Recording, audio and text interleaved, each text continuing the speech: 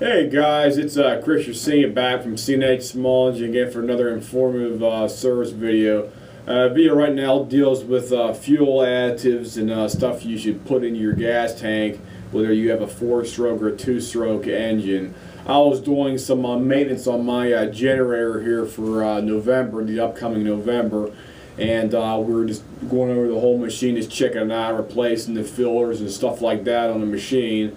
And we always use fuel additives in our generator. I personally recommend this one brand here. It's called Startron by Starbright. It's a fuel enzyme treatment. Basically, it treats 48 gallons of gas right here. It's for 2-stroke and 4-stroke engines. I'm a local dealer for these things, and I typically sell these things for about $9-10 right here for these small balls, and basically it keeps your gasoline quite fresh for up to about 3 years on their fort. So basically you can have a gas tank, like a 5-gallon gas tank, dump one of these things in and go down to your store and fill up a 5-gallon tank and just leave it sit for 3 years. As long as the gas tank's completely sealed on the top on there, it should be relatively fine. I personally have about 3 or 4 5-gallon brand new tanks. I bought them at Walmart about about 3 or 4 months back, and I have them in a small box near my house here. So basically, it'll be kept out of the weather. So if anything happens that I really need gasoline real bad right then and there, I can have gasoline ready to go at a moment's notice for it. So it's basically a good thing to have that ready to go. So if something should happen where the government tries to pull something on people out there, or you got some type of catastrophic accident around the area where the power shut off, the gas station you're shut down, you can have maybe 15 to 20 gallons ready to go at a moment's notice for your equipment or your car, truck, SUV, whatever you got out there. You just dump it in your tank and take off. You got a bug out somewhere for that as well. I also recommend this other stuff called Opti2 mixed right here. It's a smokeless two-cycle engine lubricant. Basically, one of these pouches is good for 1 gallon of 2-stroke mixture. Basically, you pour this, say you have a plastic 1 gallon container, you pour this in first, and you pour a little bit of gasoline on top, and then you dump about half a tank and stir it up in there, and you fill it up till it's all full, and just give it a good shaking for about 2 minutes. Make sure it mixes all up in there for you. So this stuff actually has a built-in additive fuel stabilizer. It's let me see here what it says. It's Opti2 exceeds the highest standards for worldwide performance, e.g. EGD double plus, and compatible with all oxygenated fuels, and also contains a fuel stabilizer. So basically what I do is I basically, for my business here, I might have maybe 2 or 3 5-gallon tanks for jobs I'm doing. I dump one of these things in to the 5-gallon tanks and shake it up and do that. Then I take the ethanol treated gasoline with this stuff already in it, and I add that to the 1-gallon container, so it basically gets a double dose of good gasoline. So whenever I give a job back to a customer, I know the gasoline is filtered first and foremost, plus it also has a double dose of additive built into it, one for the gasoline itself and one for the 2-stroke mix itself too. So basically it's like killing 2 birds with 1 stone. You get that really good additive for the gasoline itself, plus you have a really good additive that's for the 2-stroke as well for that. So you have the best of both worlds for that right there, rather than just having just gas and you just dump it in and you mix it together with the old lawn boy stuff out there for that. So that's basically what I recommend right there for additives if you have a small engine or stuff like that out there in the market. And these things do help a lot, so I'll tell you that right now. This stuff's basically smokeless, and I've been using it in my steel chainsaw and my string trimmer. So I definitely support it. I don't peddle anything unless I can back it up with my facts. I'm actually using it for at least a year or 2, and I even use this in my steel string trimmer for the past 3 years, and my steel chainsaw for about 2 years. And I checked the ports out, and the ports are basically clean as a whistle in there. So it's not having any carbon buildup, because two-strokes are always notorious for carbon buildup. I had a guy here, he had one of those piece of crap Featherlight, it's cheap at bottom line, bare bones. I think like a C9 home light, or no, is a weed eater up at Walmart brand for like C9 bucks. Most people don't know that, but some people do, like me over here. Walmart sells some of the junkiest stuff up there for their lawn and garden equipment. And a guy called me up, and he wanted to check that because he said the thing wasn't running for him. And on top of that, his ports were all completely plugged up. His top of his piston was all carboned up on there. His spark plug was completely black.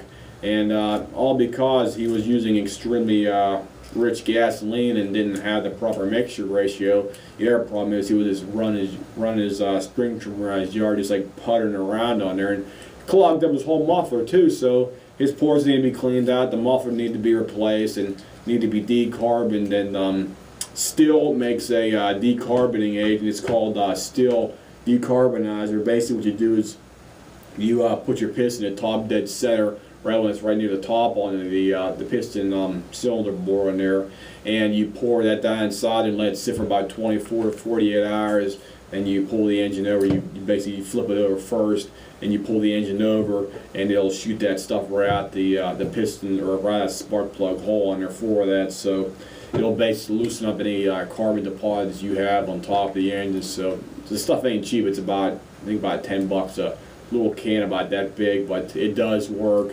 It definitely does what it says it does.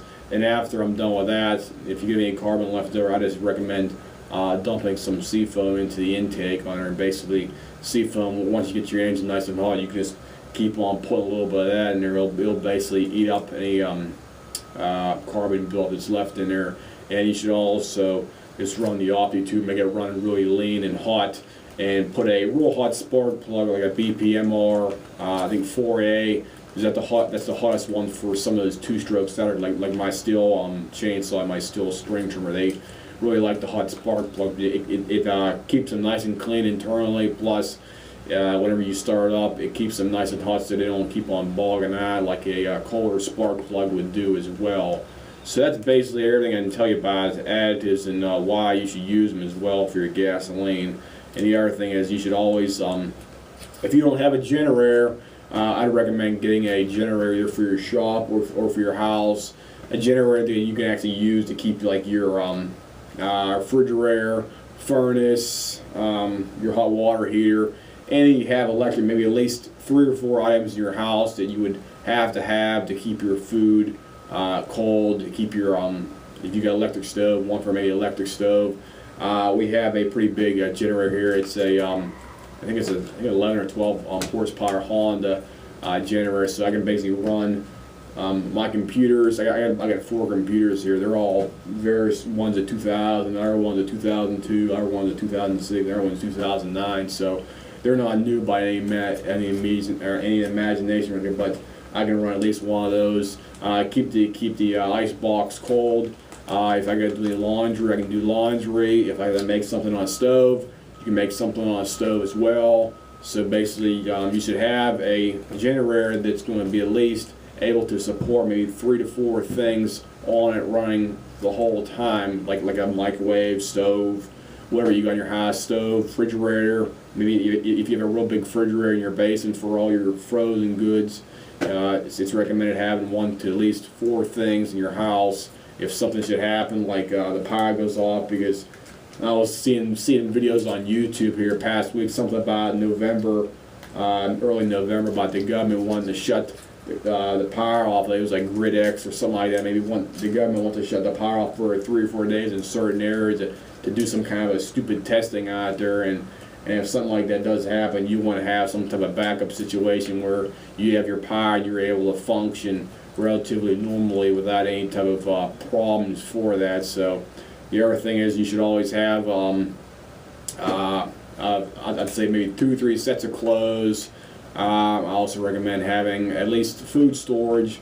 We've got food storage over here for the family, so you should have enough food for about maybe 1 or 2 months for yourself plus your family, and have enough water for at least a month too as well. And have, like I said before about the gasoline containers, maybe have about 5 gasoline containers where you can just go to Walmart and buy maybe 4 or 5 of those big 5-gallon tanks for your generator or whatnot, because your generator will be using quite a bit of gasoline running out there. The one we got, it seems to use about maybe about a gallon of fuel every about an hour and a half. So you're going to have to either shut the thing off for a time and start it back up later when you need to come back on, start it off again. But your generator should be kept at optimum efficiency. Recommend changing the oil, the filters, to make sure it's in peak condition when you definitely do need it, because we just got done cleaning ours up and it took about a month, or about an hour to do it.